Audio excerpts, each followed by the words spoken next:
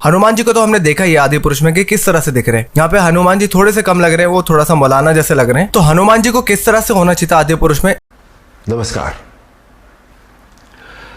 4 दिन पहले जब फिल्म आदि पुरुष का टीजर रिलीज हुआ, तब से लेके अभी तक चारों तरफ एक हंगामा है, एक शोर है।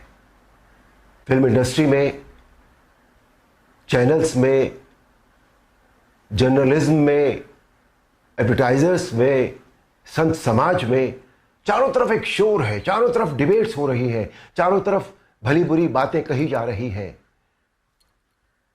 मेरे पास भी सैकड़ों फोन आए होंगे, सभी चैनल्स से फोन आए, जितने सभी जर्नलिस्ट हैं, बड़े बड़े जर्नलिस्ट, और सभी के फोन आए। They wanted my reaction on that, on the teaser, कि आपको कैसा लगा, आपके क्या रिएक्शन है, आप क्या सोचते हैं इस बारे में। मैं आपको सच बताऊं, मैंने एक भी शब्द किसी से नहीं कहा, मैंने बात ही नहीं की उस विषय में। मैंने कहा नहीं, मुझे कुछ नहीं कहना है। लेकिन मुझे लगा कि मुझे आपसे कुछ बात तो करनी चाहिए, आपसे करनी चाहिए। मेरे मन में बहुत सारी बातें बहुत सारे समय से आती रही हैं, और इस हंगामे को लेकर, इस इशू को लेकर मुझे लगा कि शायद ये सही समय है जब मैं अपनी बातें आपके साथ शेयर कर सकूं।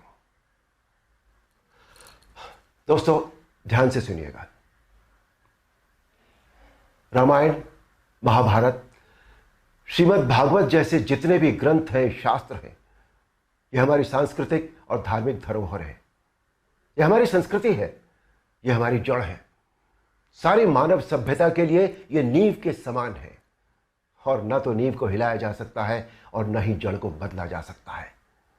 नींव या जड़ से किसी भी तरह का खिलवाड़, किसी भी तरह की छेड़छाड़ बिल्कुल भी ठीक नहीं है। हमें इन शास्त्रों से संस्कार मिलते हैं, जीवन का आधार मिलता है। ये धरोहर ही हमें जीने की कला सिखाती है। हमारी संस्कृति विश्व की सबसे प्राचीन संस्कृति है। हमारी हर पीढ़ी इसे युगों युगों से आत्मसात करती आ रही है, जिसका सबसे बड़ा एग्जाम्पल है 2.5 साल पहले जब कोरोना आया था, तो कोरोना ने लोगों की धार्मिक भावनाओं को तब से लेकर आज तक और भी प्रबल कर दिया है। हमारी धार्मिक परंपराओं और मान्यताओं को और अधिक पुष्ट किया है इस महामारी ने। टीवी पर जब धारावाहिक रामायण प्रसारित हुई थी कोरोना के दौरान, तो रामायण ने एक विश्व रिकॉर्ड बनाया।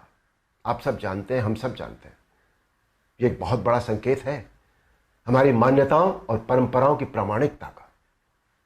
इस बार यानी 2020 में रामायण आज की युवा पीढ़ी ने भी देखी, और 35 साल पहले बनी रामायण को पूरी श्रद्धा और आस्था से देखा, समझा और आत्मसात किया।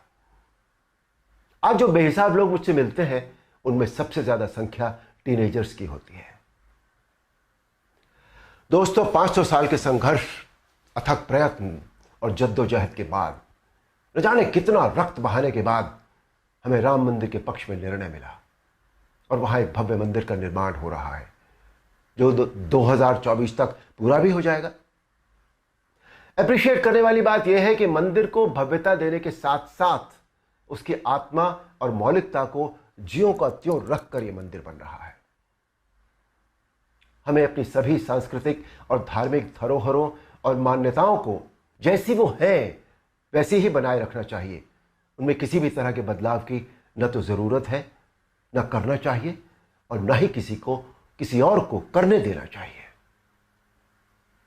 भला कोई अपनी नींव हिलाता है क्या? कोई अपनी जड़ें बदलता है क्या? हमारी इन धार्मिक सांस्कृतिक मान्यताओं और परंपराओं को किसी भी तरह का कोई नयापन देने की आवश्यकता नहीं है। देखिए, मेरा प्रयास और कर्म तो यही है कि मैं इस जनरेशन को और अगली पीढ़ी को भी वही सिखाऊं, वही बताऊं, वही दिखाऊं जो वास्तव में सत्य है, शाश्वत है और सनातन है।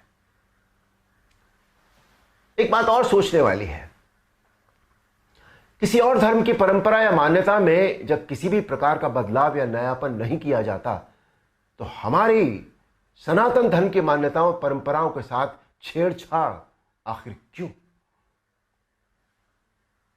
आजकल ये चलन सा बनता जा रहा है कि सनातन धर्म का मजाक बनाओ, देवी देवताओं के ऑब्जेक्शनेबल पोस्टर बनाओ, अभद्र भाषा में बोलता हुआ दिखाओ। आखिर किसने अधिकार दे दिया कि कोई हमारी धार्मिक आस्था से छेड़छाड़ करे या हमारी भावनाओं को ठेस पहुंचाए? कुछ फिल्म मेकर्स, कुछ राइटर्स, कुछ पेंटर्स, कुछ एक्टर्स, कुछ एडवर्टाइजर्स को इस बात का विशेष ध्यान रखना चाहिए कि वो क्रिएटिव लिबर्टी के नाम पर धर्म का मजाक न बनाए और न ही किसी की मान्यता या परंपरा को तोड़ मरोड़ कर प्रस्तुत करें। दोस्तों, ये किसी राजनीतिक पार्टी या धर्म के लिए नहीं, बल्कि पूरे देश के लिए एक स्वाभिमान बढ़ाने वाली बात है कि आज हमारे प्रधानमंत्री श्री नरेंद्र मोदी जी के नेतृत्व और कुशल मार्गदर्शन में देश के कोने कोने में सांस्कृतिक, धार्मिक और ऐतिहासिक धरोहरों को पुनः पहचान मिल रही है। स्थान स्थान पर कॉरिडोर बनाए जा रहे हैं जिनसे हमारी इन धरोहरों की रक्षा भी हो रही है, उनका पुनर्निर्माण भी हो रहा है, साथ ही उनकी मौलिकता भी यथावत रखी जा रही है। मोदी जी, ये देश सदैव आपका ऋणी रहेगा। मेरा अनुरोध है आप सबसे कि आप सब पूरी सक्रियता और जागरूकता के साथ अपनी अमूल्य सांस्कृतिक, धार्मिक मान्यताओं और धरोहरों को सहेज कर संभाले रखने का संकल्प करें और दूसरों को भी इसके लिए प्रेरित करें। धन्यवाद। नमस्कार।